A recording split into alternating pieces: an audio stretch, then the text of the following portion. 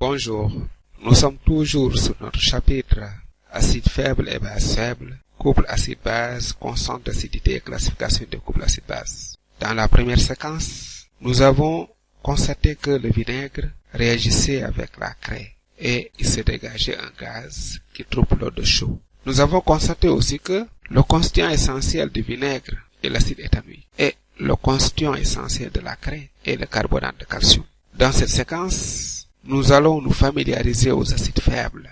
Nous allons partir d'un exemple, l'acide éthanoïque, qui est aussi le constituant essentiel du vinaigre comme nous l'avons vu dans la séquence précédente. Nous pouvons lire sur l'étiquette que l'acide éthanoïque est corrosif. C'est alors une substance à manipuler avec beaucoup de précaution.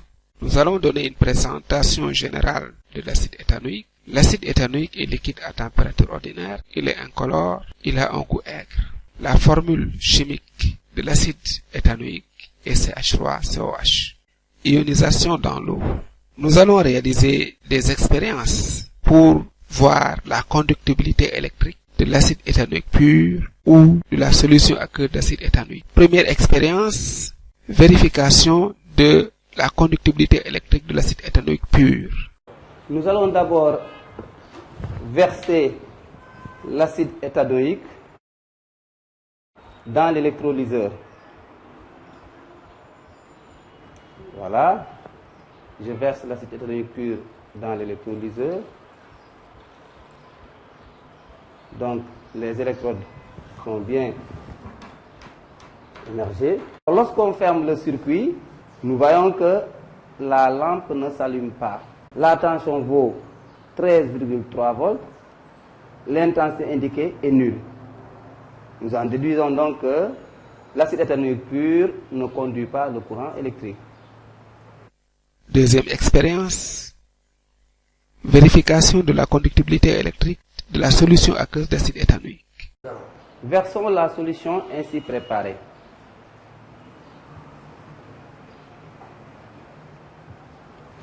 Fermons le circuit. Qu'observe-t-on? Vous voyez donc que la lampe s'allume. L'intensité indiquée est de 20 mA environ. Conclusion, la solution d'acide éthanoïque conduit le courant électrique. Résultat des deux expériences sur la conductibilité électrique. Dans la première expérience, où l'acide éthanoïque pur était mis dans l'électrolyseur, nous avons constaté qu'un courant électrique ne traverse pas le circuit. On peut alors conclure que l'acide éthanoïque pur ne conduit pas le courant électrique. Dans la deuxième expérience, où l'électrolyseur contenait une solution aqueuse d'acide éthanoïque, nous avons constaté qu'un courant électrique a traversé le circuit. Et donc, que la solution aqueuse d'acide éthanoïque conduit le courant électrique. Lorsque nous mesurons le pH de la solution aqueuse d'acide éthanoïque, nous trouvons une valeur inférieure à 7. Interprétation. L'acide éthanoïque pur est entièrement sous forme moléculaire. C'est ce que nous révèle la première expérience. La solution aqueuse d'acide éthanoïque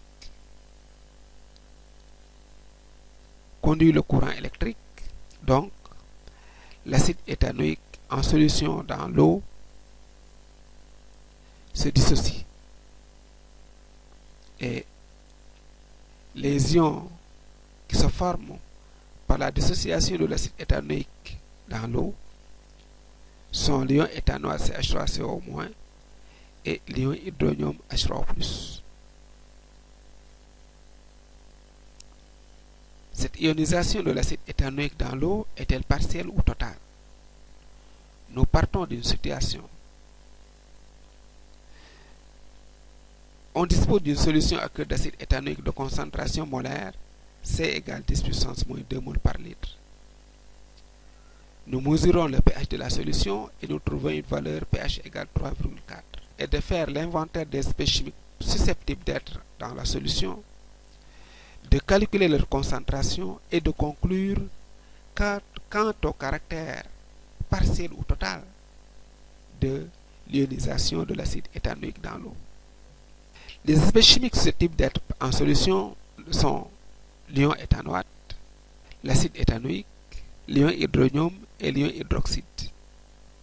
Lorsque nous partons du pH de la solution, la formule pH égale moins log de la concentration des ions H3+, permet de dire que la concentration de H3+ égale 10 puissance moins pH, soit concentration de H3+ égale 3,98 10 puissance moins 4 mol par litre. Le produit ionique, concentration de OH- fois concentration de H3+ égale Ke, égale 10 puissance moins 14 à 25 degrés Celsius, nous permet de dire que la concentration de OH- est 2,51 10 puissance moins 11 mol par litre. Électroneutralité. La concentration des ions positifs qui sont ici les ions H3+, des monoions, égale à la concentration des ions OH- plus la concentration des ions CH3CO-. Comme les ions H- sont ultra minoritaires, nous pouvons conclure que la concentration des ions éthanoates est égale à la concentration des ions hydronium, égale 3,98 10 puissance moins 4 mol par litre. Conservation de la matière. Elle permet de dire que le nombre de moles initial d'acide éthanoïque est égal au nombre de moles d'acide éthanoïque ionisé plus le nombre de moles d'acide éthanoïque restant. Mais comme la réaction se fait dans un même volume, donc se fait à volume invariable, nous pouvons passer de la relation des nombres de moles à la relation des concentrations, soit concentration de l'acide éthanoïque restant égale concentration de l'acide éthanoïque initial moins la concentration de l'acide éthanoïque ionisé, soit la concentration des ions éthanoates. Par calcul, nous trouvons 9,70 puissance moins 3 mol par litre. Ces résultats indiquent qu'il reste des molécules d'acide éthanoïque dans la solution. D'ailleurs, nous avons montré que la concentration de l'acide éthanoïque dans l'eau, la concentration de l'acide éthanoïque restante est supérieure à la concentration de toutes les autres espèces chimiques présentes dans la solution. L'acide éthanoïque est alors partiellement ionisé dans l'eau.